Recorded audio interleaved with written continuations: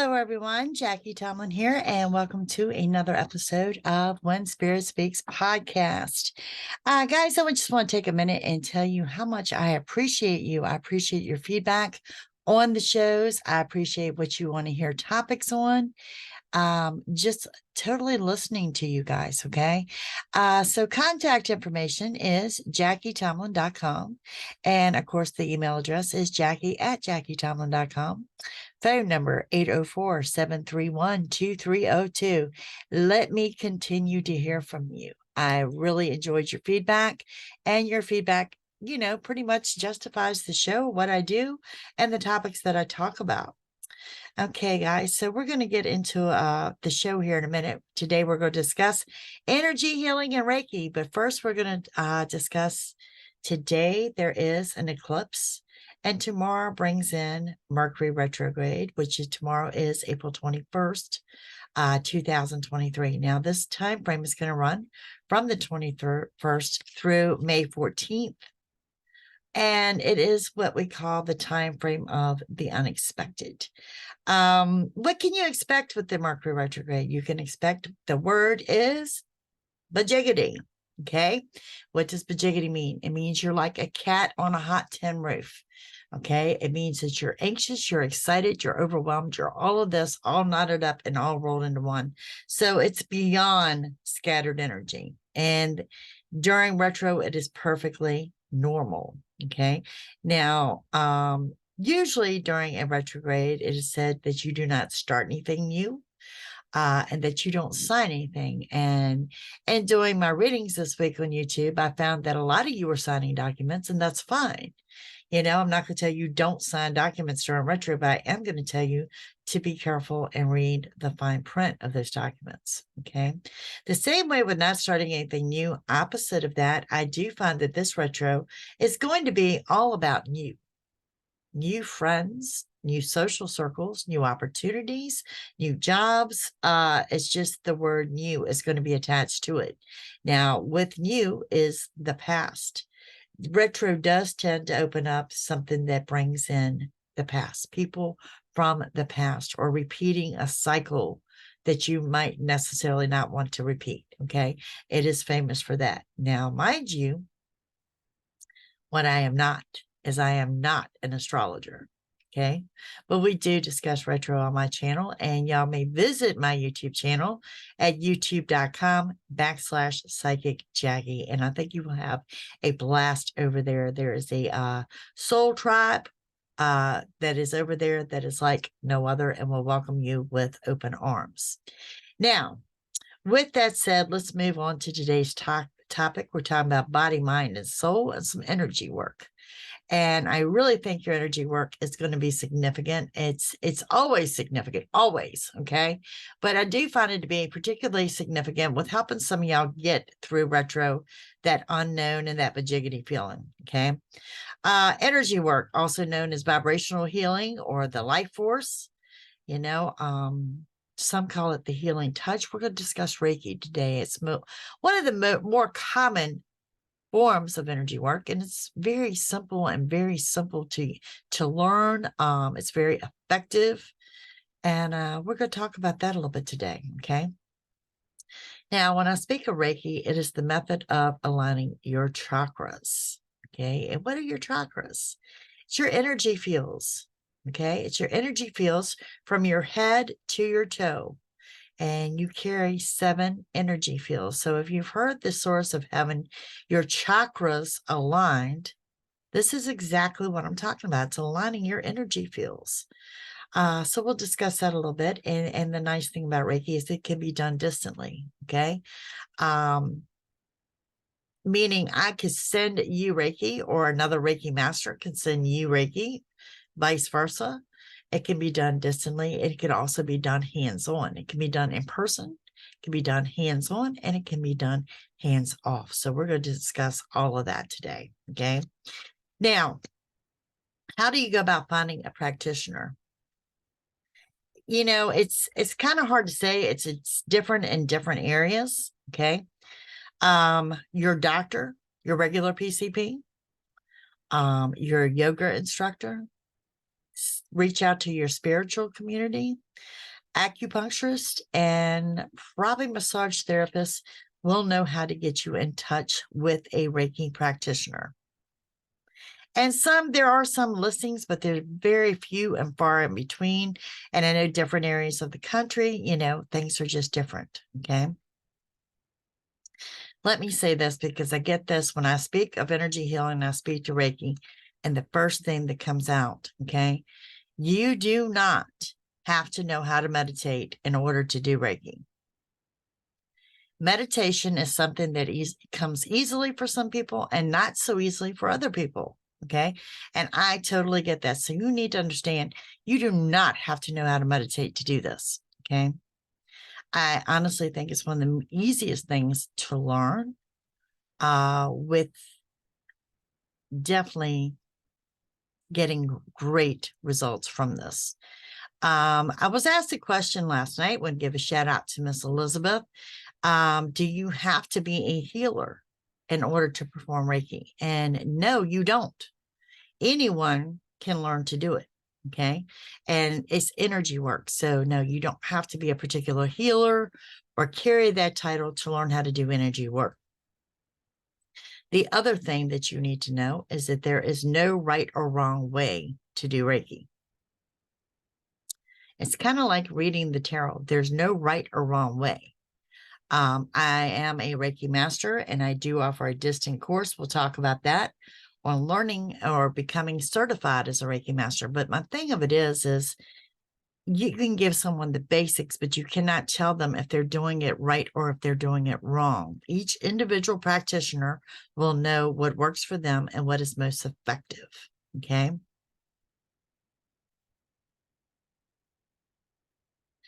You can be certified in Reiki at different levels. So you might meet someone to say they're a level 2 or they're a level 1 or they're a Reiki master. Okay. It's just their levels of study, their levels of practice. It's definitely one of those things that practice makes perfect, that you have to do to work to level up or whatever. A master, let me explain the word master to you. Okay. No one will ever master Reiki. The same that they'll never master the tarot or they will never master the paranormal. The terminology of a Reiki master simply means that you have reached and obtained the highest level of certification that you can go, and you can now teach Reiki to others and you can certify others. Okay. It by no means that you are a master at Reiki. And I know a lot of people get really, really confused with that.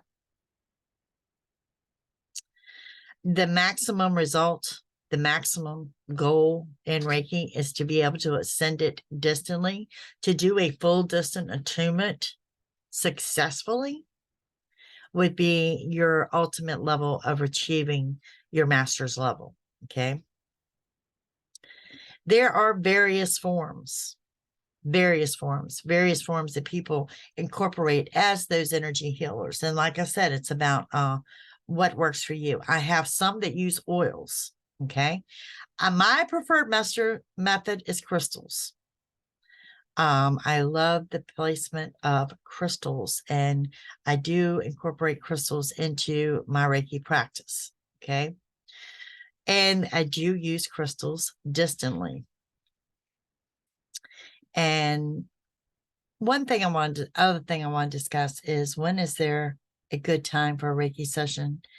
I have been approached with, well, I've got so much going on right now, let things die down, and then we'll do a Reiki session. Let me say this. There is never a bad time for an energy healing. Okay. Let me repeat that. There's never a bad time. I mean, we're talking about energy healing. There's never a bad time. It's not because there's too much on your plate. It's not because you've got too much to do. There's just never a bad time for a Reiki session. Now, I also want to cover how to send Reiki distantly. It is not about meditation. It is about your visualization. Okay. And part of that visualization is working on someone else. It is more ideal that that person is standing still, sitting still, or lying down for them to receive it. Can you send some quick Reiki to someone as a healing energy? Absolutely. There's no reason you cannot. Now, with me, and particularly that I do like working with crystals. Some, for me, I'll tell you what works distantly is a bear, a stuffed bear. Very simple. But it's hard to find a stuffed bear that has all four extended limbs where the legs are flat, and it's not a bear that's setting up. Okay, because this will allow me to do the crystal work as well. And I think you'll find it to be very, very effective. Now, like I said, this could be hands on, hands off. You open that crown chakra, which is the top, the very top of their head, by your hand placement. And the course will go in and talk about what is your dominant hand. You will figure out what that is. It's by a vibration, it's by a knowing. And some people, their dominant hand varies. Okay, that it may start off as their left hand and it may move off into the right hand. It is key that you learn how to do Reiki on yourself before practicing on someone else. You need to know how it affects you, how to heal yourself, how to move on, and some of the key to this, I think, honestly, is relaxation. Okay. Not meditation, but relaxation, music, your lighting, your aromatherapy, whatever relaxes you. The time of day, and above all, it needs to be quiet for that relaxation. You don't want to do this when you've got kids running in and out or you're going to be disrupted by the phone. You want to take a time of day that relaxes you. Now, let me tell you what you can expect and what I've been reported. Okay. Some you can expect to fall asleep because it is a deep sense of relaxation. And I've had several report that on numerous attempts, they end up asleep, and there's nothing wrong with that. Okay. Some will feel like a tingling sensation, whether it's their arm, their leg, or something like that. I have many, many report waves of color, that they can see waves of colors. Okay. And some report nothing at all, and some report all of the above that I just listed. Every individual is different. And if they report to you that they felt nothing at all, you need to know that that's fine too, because now we're going to talk about that 30-day cleansing period after an initial Reiki session. Now, normally a cleansing period only applies to someone who's never had an attunement. I have seen the cleansing period apply to people that have gone a good length of time without a full Reiki session, including myself. Okay. It usually hits between days 21 to 30 after you've done the attunement. Okay. It's recommended in that first 30 days that you stay away from red meat, caffeine, nicotine, and alcohol. It's not mandatory. It's a recommendation. Okay. And of course, to drink plenty of water. But what you will find is in that first 30 days, even if you're working on yourself, that you're automatically weaned back from red meat, caffeine, nicotine, and alcohol. Not that you're intentionally doing it. It just kind of happens. You will also find that your hydration and increase in water has also happened. And let me tell you, it's very, very common. Like I said, I want to go back to stress that it's in the first 30 days. It generally hits from days 21 to 30, that there are 2 to 3 life-altering changes. And what I mean by life-altering, let's talk about your chakras. Okay, let's talk about that process of aligning your chakras. Now, the way I want to describe this is, let's say you have a stack of pennies, like a roll of pennies sitting out, and it's not perfectly stacked, so there might be a little bit of a curve to it. That's kind of what your chakras are going to look like in those colors. Okay, and your goal is to pull them straight in a line. So you want them straight, side to side. Okay, like forming a tower. It's like taking your body and forming that tower of colors. But you also want your chakras to be level from side to side. So, and in doing an attunement, you might find you get to someone's throat chakra. Okay. and you're looking at the throat chakra from side to side, and it might be wide on the right side in line with everything else, and you go over to the left side and it's got narrow. So you're going to adjust and pull that chakra back in line with everything else. So in essence, what you have done is you have opened someone's throat chakra. What does that mean? It does mean that they could very well mouth off to people for the next 30 days, that they can say things that they have been holding themselves back from, that they can feel freer than what they have. Okay. So that's the best way I can describe, I think, without the visual of how to align your chakras, is pulling that roll of pennies. You want, it's a field of colors. Each chakra carries a color. You want that color to run from top to bottom. You want them to be even. You want them to run all the way through. Now, someone has also approached me, more than one of you have approached me about your chakras spinning. I personally don't visualize chakras as spinning, but I tell you what, they do run all the way through, and you need to know that. Okay. So like if you're working on, let's say, the heart chakra, that heart chakra is in the area of the heart, but it goes all the way through to their backside. So that's going to be important as well. Now, you as a practitioner may pick up on a vibration of something that you weren't aware of when working on someone. You know, if your hand got hot on the left heart chakra, if your hand got hot on the right leg, things like this, you want to disclose to the person that you're working on. Doesn't mean that there's something medically wrong. It's just making them aware. And believe me when I say Reiki is never at any point in time to be substituted for any doctor or medical profession. Okay. This is a holistic thing. It is considered energy healing, but your energy is part of you and part of who you are. Now, I was given the gift of certification by my mom. Okay. And she gave this to me because my interest in Reiki was one. I had many psychics tell me, if you're going to work as a psychic, you need to learn Reiki for yourself. The other one was, at the time, I had a Siberian Husky. She was getting up there in age and she had hip dysplasia. So my main concern was taking her out of pain, giving her some comfort. And that was my whole interest in Reiki and why I started researching and decided I wanted to move forward with my certifications. Okay. Now, working with animals, it's same as a person, you will get different reactions. Okay. So the Husky's name was Sasha, and our cat at the time, her name was Roxy. Now, when you did the hand placement and you set those hands on her crown chakra of Sasha, she would immediately lie down and wait for more. Just immediately. I don't care where you are in the house.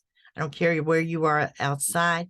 The moment your hands went on her hand in that placement, she would immediately lie down. My cat, you place the hands on her head, and it's like the moment that crown chakra opened, her eyes would race back and forth, and she would dart. She would dart away from you. And she'd eventually get to the point that she was not going to have you put your hands on her head. She knew something went on. Okay. It's the same with working on a friend of mine. She had 2 dogs, and I had one dog that was very receptive of it. Thankfully, it was the one I was there to work on. And the other dog just flipped, absolutely flipped out, was not having it. But it's very unique because you can see the moment it has hit them, or the moment that that chakra is trying to open, that they know something has shifted and something is going on. And, you know, animals are very, very perceptive to things, you know, paranormal or anything going on with them. They are especially receptive to energy, and this is energy work. Okay. Now, when you go and you do a Reiki session and you're doing it for, let's say, the purpose of, I don't know, a toothache. Okay. Let's say you're doing it for that. You cannot do Reiki for a toothache per se. Okay. It goes into the body for that of the greater good, which means you are healing, you are aligning. It is aligning everything. Like I said, your focus is letting the white light in for the greater good. Meaning when you reach that crown chakra, you're going to push all that ick out through the top of their head. Okay. Anything that wasn't supposed to be there, you're going to push it out. Just drive it right out of their body. So you can't have intent of, I'm just going to do it to fix this, or I'm just going to do it to fix that. That's not the way it works. Now, effectiveness reports that I've had, nausea, back pain, toothache, migraines, these things have been effective. What that initial got them in Reiki and what initially, I'm not going to say healed them, but definitely gave them some relief. Okay. Unintentionally, what has happened is when I've done a Reiki session is that they tell me that they had a cut or something that I didn't know about that was healed the next day, which I always thought was pretty fascinating. Okay. So, like I said, you can discuss an area of concern, you can address an area of concern. You don't want to put your intent there. It can affect your whole session as a practitioner. Okay. You can be aware of it and move on. But like I said, your focus has got to be that of the greater good. Okay. When you get to the bottom, what I would tell them is you want to sweep things clean after you have pushed all the ick out. Just go back with that visualization then you're going to work from toe to head with the sweeping effect of sweeping away that debris. Okay. It will also leave the person that you are practicing on in a total state of relaxation. I have never had anyone report anything otherwise, even those ones that never had an experience while getting their Reiki attunement. Okay. For myself, I used it for grounding and centering. I do several readings a day. And at the end of the day, or at the end of the couple days, or at the end of the week, depending on how busy I've been, there needs to be some kind of release for me to let go of your problems and your energy. Okay, so Reiki is a truly big part of my life. And it's also, if those that know me, I've been through several surgical procedures, and Reiki was a daily part for me, sometimes more than once, as well as that crystal placement. Now, I can say this, of course, I'm dealing with specialists, cardiologists and, vascular surgeons and just regular surgeons. And they're amazed at what I can tell them about Reiki. But the thing about it is everyone knows what it is. Every specialist, every doctor I had have done their research and did not discredit it.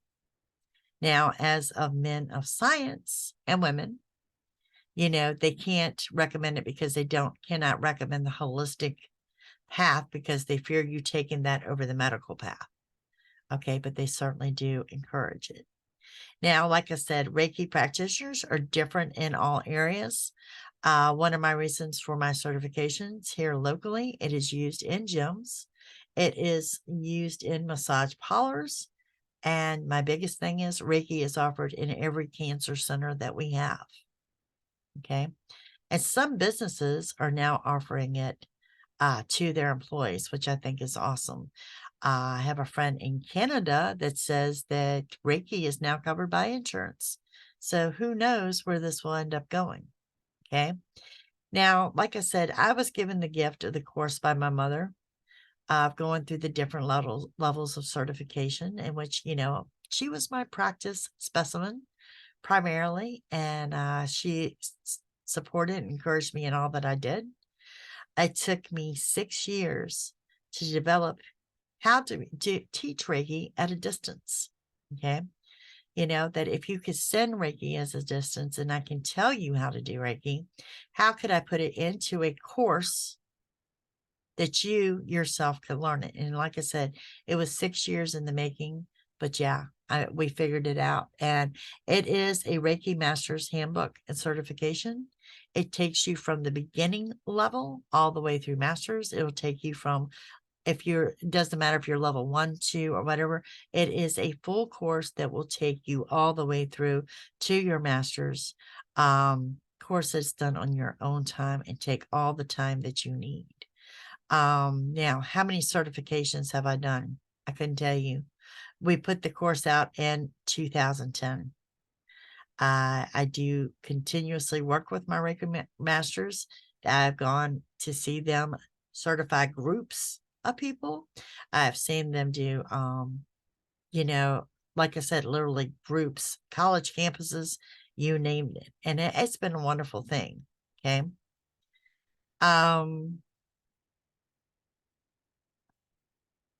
But my thing of it is, it's no wrong way and there's no right time.